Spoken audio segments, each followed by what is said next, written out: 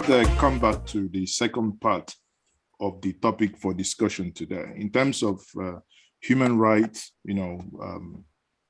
observing human rights here. And I will come back to you, Dr. Barrister Bwala here. Now, when we look at the right to protest, that is a right enshrined and given to us as humans within the Constitution. Now, the right to air our views and opinions, the right to assemble. Now, this government, we know during the last government when Buhari, Erufai, Oyegum, all of them marched the street of this nation. None of them was shot. Recall when Chubo Kadibo was the vice to President Muhammadu Buhari, when the event, during a protest and the tigers was thrown at them, which many believe led to the death of Chubo Kadibo, represented by Femi Falana, they went to court and they got a court judgment noting that, these protests should be allowed. Now, having given this background, last week we saw the Odudua Nation, quote unquote, that is the name of the group, saying that they want to have a rally in Lagos. Bear in mind that this rally has been occurring in every part of the Yoruba land, every part of the Southwest in the last couple of weeks. So suddenly, a day before this rally, and the police issued a statement that this is or that was banned. Question is, from legal point of view, does the police have the right to ban a peaceful protest? Second, where is the right of the people, of individual? If you and I today, Bwala, something is not sitting well with you, I say, Bwala, I will join you tomorrow. Let's protest in Abuja. And suddenly someone might come and handcuff both of us for exercising our civil rights. What's your take? Well, the law is that the rights of the citizen to protest is sacrosanct and cannot be infringed upon by law enforcement. The law also is that the people who want to protest do not need to get police permit to protest. When they write to the police, it is in a bid for them to get protection. So when you go on a rally and police appear in your rally, they are not supposed to disrupt the rally. They are supposed to protect you against others who may not share your view and may want to engage you. The only person by law that can stop a rally or can stop a protest is the governor, and it is not arbitrarily. Unless there is a declaration of curfew or there is an insecurity situation that warranted the declaration of curfew, even the governor cannot stop people from protesting, because the law envisions that people can even protest against the governor, just the same way the law envisions that people can protest against the president. Now, the Constitution says nothing shall invalidate any law that is reasonably made in a any law that is justifiably made in a society or reasonably made in a society. The import of that law is that even though you have a right and freedom to move, freedom to express yourself, freedom to hold thought and opinion, but if the exercise of that freedom is going to create a chaos or an event happens, say for example, we all have our right to move, right? But when the pandemic came, it became imperative that there was going to be a curfew for a period. The government will then have to issue a declaration. That declaration or that act of the National Assembly, assuming it's an act of the National Assembly, that will be enacted to temporarily stop you from exercising the right of movement or protest. The law says nothing shall invalidate that kind of a law. But you see, what happened in Lagos, there is no law that was enacted or declaration made stopping them from protesting. So there is nobody, no law enforcement by law is empowered to stop people from protesting. That is one. So meaning, sorry, if I take you from there, meaning if there was no law backing the police to stop that protest, how come those arrested were charged if invariably it's an illegal activity that they've So engaged. One, I don't work for the police, so I don't know what informed their decision. But assuming when they appear in the rally, maybe somebody in a bid to resist them, stone them, or commits a crime in their presence. The law says that anybody who commits a crime in the presence of a police officer, the police officer without warrant can arrest him. But in terms of whether you go to arrest somebody protesting and you want to charge him for protesting, that charge cannot be sustained in the court of law, because the foundation of the charge is that you went there to arrest him, which was unconstitutional, which was unlawful, because he was exercising the right to move and the right to hold and express his opinion. So your lawyer in court can raise preliminary objection against this type of charges, and you can have it, drop out. But like again, I said, because it bears repeating, the man who says, I'm going to charge you, will have a reason why he says he wants to charge. But if it is on the face value, that because people gathered, you come and carry them and say you want to charge them, that charge can be quashed. It will not succeed in law, because the right to protest is sacrosanct. Mr. Bwala, we have videos where a couple of them, after being arrested, the journalists questioned them, and they were asked, what's your crime? What are you being charged for? And you can hear the police asking, were you at the protest ground? Though some of them denied, but obviously they already granted interview before then, saying how and what, that they are here to protest. But, shouldn't that be something of concern, that, as you rightly said now, that you have that right to protest, then suddenly you come out to protest and you're now being arrested, charged for protesting? Because that is, if there were people probably caught with gun, knife, whatever, that's a different case. That's a criminal activity.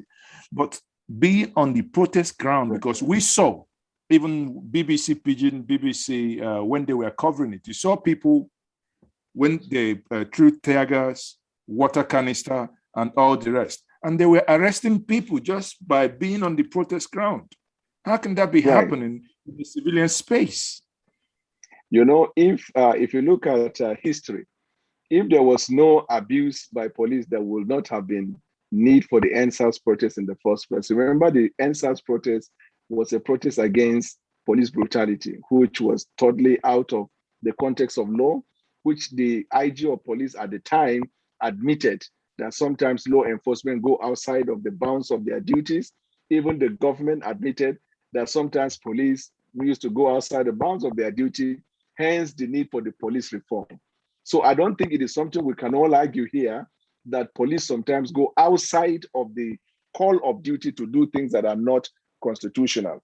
It may well be an order from the Inspector General of Police. The fact that it is an order from Inspector General of Police does not mean it is justified if it is not supported by law. So I think that there is a judicial notice by everyone in Nigeria that police sometimes will go outside of the, but in fact, it's not even police.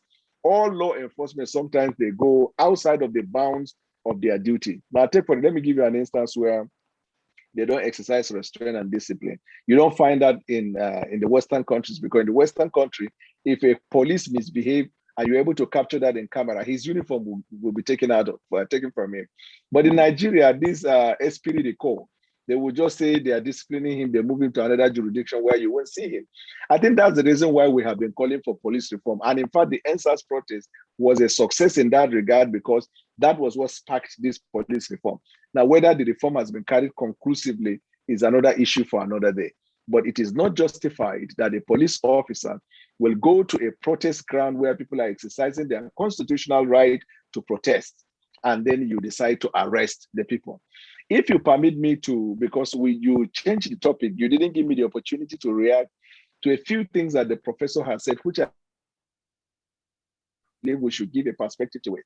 I do not know about the fact that Buhari has agenda against the Yoruba nation, but I don't think there is any part of Nigeria here that is not complaining about insecurity. I do not think. We just had Nnamdi Kanu. What was he asking for? His agitation is correct. It's just that his modus operandi is what is questionable. He is genuinely saying that his people are marginalized. They are not factored in government. That is his right to say it. As long as you do not add crime to it, it is an expression. So Igbo, who's right to say that he wants a Yoruba nation, if the government would not consider what they are saying, is right. But when you want to stage a rally that you are leaving the country, we all know the law. The law is that the sovereignty of Nigeria for now until it is amended stands. So you cannot agitate for a sovereign state outside of the means of agitation, which is through the National Assembly. So it is a duty of law enforcement. If they see that such gathering is going to cause problems, they will do what they need to do to stop the rally without infringing on the right of individuals. Regarding who is worse hit by insecurity, I think the North is worse hit by insecurity. There is practically no part of the North that is not buffeted by this insecurity. These bandits are not choosing to go to Southeast or South-South, leaving the other parts of the North. These Fulani headsmen that came from outside of Nigeria, there is no community in the North where they find pasture for their cattle that they do not go and fight anybody there. If you go to Borno, Yobe, Adamawa is worse hit by insecurity. So to then take it out of context to say Buhari has an agenda against Yoruba nation or he has an agenda against anybody, me, I will not subscribe to that point of view, except, of course, if you have enough information or intelligence that I do not have, I will certainly submit to your superior argument based on fact. But in terms of insecurity, if you call Boko Haram, there is no Boko Haram in the East. There is no Boko Haram in the West. These Boko Haram are in the North. They are mostly the Nigerian Boko Haram are Nigerians and they are Northerners, but they are dealing with people in the North. These bandits you are hearing operating in Kaduna, in Zamfara, in all these places, apart from those ones that are alleged to have come from outside, majority of others are alleged to be Northerners, but they are still hitting Northerners. Let us focus on criminality and how we fight crime rather than profiling. Profiling will never lead us to the path of solution. This is my point of view. So that's a very well noted point. There. Now, may I take you on something here, where, as part of this discussion, is the crackdown on those calling for self-determination agitation, right? Because what you said, sometimes there is a gray area where these things are mixed up, say breakup of, breaking the country. But when people are coming out to tell you, we are fighting for self-determination, the same thing the president goes to the United Nations, stands before the world and makes the following. Again, for the benefit of those who haven't probably seen or heard, let me quickly play what the president said when he went to the United Nations. Then I can then take my question from that. We need to remind ourselves of the principles that led to the founding of the United Nations. Among those are peaceable coexistence and self-determination of peoples.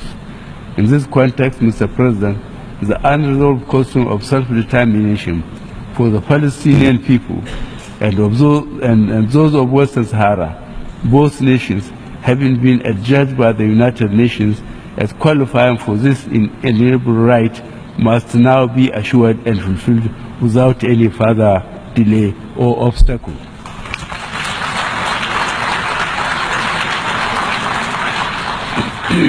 The international community has come to pin its hopes on resolving the Palestinian issue through the two-state solution, which recognizes the legitimate right of each state to exist in peace and security. The world has no more excuses or reasons to delay the implementation of the long list of Security Council resolutions on this question. Okay, so now at this point, my layman's understanding is saying, this is our president here in the United Nations campaigning for self-determination for the Palestinians to come back home. Now, there is this group across the nation, because again, across the nation, saying we have the right to self-determination. We want to come out and do a rally. And these groups are now being treated as enemy of the state. Is that correct? And is that right? So you're applying, you're comparing apple and oranges. First, Palestine state and the Israeli state are two separate states with two separate constitutions and two separate values. They are two countries, but because of the geographical connection that they have and the crisis that is ensuring because of the land, they are asking for a self-determination to be free from the shackles of the Israelis. In the case of Nigeria, we are all bounded by one constitution, not two separate constitutions. Assuming we are operating in this regional structure that time, when the North had its constitution, the South had its constitution, the true regional government, regionalism. Now, because of the difference in terms of constitution, it means it's a nationality and a nationality, but on common principles, they are bounded under one unity. Now, under that scenario, any part of the country that wants to self-determine can raise that issue because they have a constitution. So the procedure they will follow is that, let's assume it's from the South. They will have to, the parliament in the South will have to pass a resolution after debate. They will do voting. Then it will be a consensus agreement by the people from South that they want to separate themselves from Nigeria. The product of that resolution arising from that, their constitution, can then bring to the center in the argument for self-determination. Unfortunately for us in Nigeria, all of us are bounded by one common constitution, and the constitution has not provided for a procedure for self-determination. So in other words, even the National Assembly cannot, as it stands now, sit to start discussing self-determination unless they amend the constitution to provide for self-determination, and then they can begin to talk self-determination. That is one side. But that is not to say any people or nationality within Nigeria cannot genuinely raise an issue of determination. That is not to say they cannot. Haven't raised the issue with facts and evidence. The next thing you have to do is to look for the legal means for self-determination. I know that crime will never be part of it. Destruction of police stations and killing police people will never be part of it. Certainly, it has to be through the peaceful means. So what is the procedure? Begin with your lawmakers at the state level. Begin the conversation. Then your governors should now talk to your lawmakers at the national. Your governor begin the conversation. At the national, the conversation will be done because that is the only thing the Constitution has provided for us as a means of ventilation. Now, let me give you a graphic example. In the case of Nnamdi Kanu, he does not believe in the legitimacy of the elected officials in the Southeast, does not take orders from them, does not discuss the genuine cause of the Southern people there. He wants a direct determination from the federal government for his people. The question is, what is the local standard? What is his legal ground? He is not an elected officer. So he's a private citizen who has bought into the minds of, let's say, quote unquote, generality of the young people that they want to go. What is the approach? His approach is that he's threatening. He's threatening self-determination. You see, that is not supported by law. You have a right of expression. Your modus operandi is not supported by law. Now, just oppose that with Igboho. There's no evidence to show Igboho has been killing anybody. Igboho's emergence is in a swift reaction to what the Southwest believe was an incursion, an invasion by foreign people in their land. And once you push a people to the wall, the natural instinct of human being is to find a way of survival. Now, fortunately for them, somebody came up and then began to hear their views and say he's going to lead the war. But from when Igboho became popular, if you have observed his utterances, in various fora as to the means of, executing this Yoruba nation, you will see that he's tilting towards the direction of Nnamdi Kanu, but he has not gone to that stage. And if you look at fact pattern, so if not checked, he's likely going to get to the point where you talk, and government is not hearing. We want to leave, government is not hearing. We want to leave, government. So you have to do what you have to do, which will now result in crime. I thought that what Igboho should do that will command national attention is that having that kind of influence and followership, Igboho should start his campaign against his own people. What are you doing protecting our interests? Because they are there. They collect money for your state. The governor gets 500 to 1 billion. For God's sake, every month a security vote. How much is he spending in your state to buy equipment, buy cars, buy gadgets, buy drones? You understand what I'm saying? Buying all these things to track these people that are in the bush committing crime. Let me interject here. We have seen how they did it with the Amotekun that the South was from, and they did not get the license to even get light ammunition, you know, what's it called? Double barrel, or what is, you know, the other one, the shotguns. So how can you, I mean, we, you know, in fairness, let me give you an answer. Okay. Let me give you an answer, sir.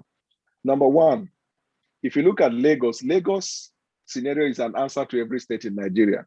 There is a greater reduction of crime in Lagos, because I can say, I'm not from Lagos, with every sense of respect, that the Lagos governor is using the money for security vote adequately for fighting. If you see the way Lagos operates, look at the cars, the gadgets, the drones, the machines that they have. Do they have power to hold light weapon or ammunition?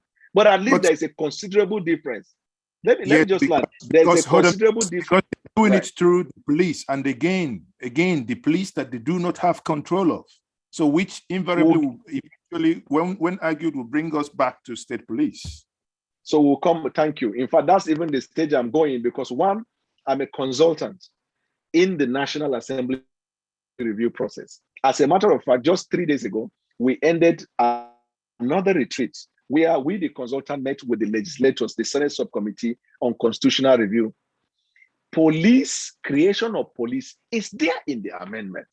That is the constitutional means. And let me tell you, sir, with the greatest respect, all the states of the Federation during this public hearing, not a single state objected to creation of state police. Not a single state. And right now, a conversation has been sparked up with a conference of speakers of the houses of assembly. The Senate, they are look between now and July, August to start the debate and pass it into law before they go on vacation, so that it will be on the decks of Mr. President. Mr. President was heard to have said, if it is brought to his table, have him pass through all these stages, he will sign. So what is there? What is the problem about being patient till this constitutional review process? If it fails to pass through, then Igbo can say, oh, now the means by which we can defend ourselves is being frustrated. So we have to think of alternative. But what I'm saying, I don't want to lose sight or focus. You see, I am a Christian, and I'm told that in evangelism strategy, they say you will be witnesses first in Jerusalem, in Judea, in Samaria, and onto the uttermost part of the earth. In Nigeria today, and I say that with every sense of humility, we have not been able to start our demand for accountability in Jerusalem. We are talking about uttermost part of the earth. First, let us get an account from the governor of how they are using 1 billion, which is challenging wage bill. There are some states, the entire wage bill of that state is not up to 1 billion. So what comes to the governor which cannot be accounted is about the entire wage bill of the state. Nobody is asking the governor. House of Assembly can't debate, can't challenge. We don't have legislators in Nigeria. The independence we see at the center, we don't see at the state. And security starts at the local. Now look at our the way we have it in the past, where you have local chiefs. The local chiefs know the people in the environment. They have appointed people. In fact, they have people in most traditions in Nigeria who collect intelligence for them. They will tell you the foreigner that entered the land. They will tell you how they came, where they came. They are likely to even tell you what their missions are. Now, these governors have left this traditional chief bereft, no money, no nothing. So what the governor does is to spin. Anytime accountability will be demanded from him, he pushes it to the center and said, this thing has not happened. This thing has not happened. So while we wait for constitutional review, which in the next few months will be passed in terms of creation of state police, can we, for God's sake, and for the sake of destiny and eternity, begin by demanding from our own people the money they, for now, have been receiving for security in our area? Nobody wants to ask. And let me even tell you, the media houses in Nigeria, sadly, don't sustain this argument. Why? Because they are customers at the state governors. They pay for advert, they pay for coverage of their activities. So they will not discuss anything about state. We talked about local government autonomy of the judiciary. Nobody has sustained the argument. A few people talk here and there and there and there, and no, nothing like that. So what we want restructuring, for God's sake. And we have seen one step by which we can test the microphone. Nobody is interested in that. This Buhari you're saying, let me tell you something today. In the next 2 years, he'll be out of the scene. This country, there's nothing we have not seen. We have seen military people who came with iron and rod We have seen those ones that came with snake. They came and left. Barrack will remain as soldiers come and go. By 2 years now, there are so many politicians, you see them in the media space now talking. They will be completely irrelevant because their relevance now is that Buhari is a setter. And in 2 years, you'll be out of the way. Then you will find the next center you're going to talk. But if we're serious about insecurity, let us start by asking the governor about the 1 billion, 200 million to 1 billion for security. And even the security apparatus in your state don't see kobo. Police commissioner there don't see kobo. Director of DSS don't see kobo. The military counterpart don't see anything. And even Amotekun, let me go to Amotekun. Look at the dresses that they got for Amotekun. The people deserve something better than that. You saw a dress to them for them. They look like motor park ushers. You know, when you go to motor park, the people that are these road transport workers, that's how they made them look. From the face value, is the governor serious? Dress them very well with equipment. Let them have walkie-talkie. Does the law stop them from getting drones in that state? Drones, I have a drone for my son here. In the evening, the drone will go everywhere and collect intelligence for us in our area. And you are talking about a state that can deploy drones to at least collect, at least you'll be able to get the information about who is where is where, and if arms are kept anywhere. Are they doing it? How many of these states are, with the greatest respect, have modern cars? You know, this car that you move with, you know, jammers, you move with equipment. How many? How many of the buildings go to, I was in a, let me even not go there, my brother, in the southwest. This Amotekun, they just flag them. They have not empowering them. They have not spending money to give them the quality training that they need. You just do that. It's like Zamfara governor. You remember in those days when Obasanjo came on power, so people wanted to frustrate him. They say Sharia law, and the Zamfara governor came and said he wants to start. Where is he now? Where is the Sharia law something? In every dispensation, these politicians have been able to know how to deceive us. Very easy to do that. You will say, I'm saying our Hausa, you are Yoruba, and this man is Igbo, we'll fight ourselves. They'll come make all the money. And when they leave, we are just dry and naked.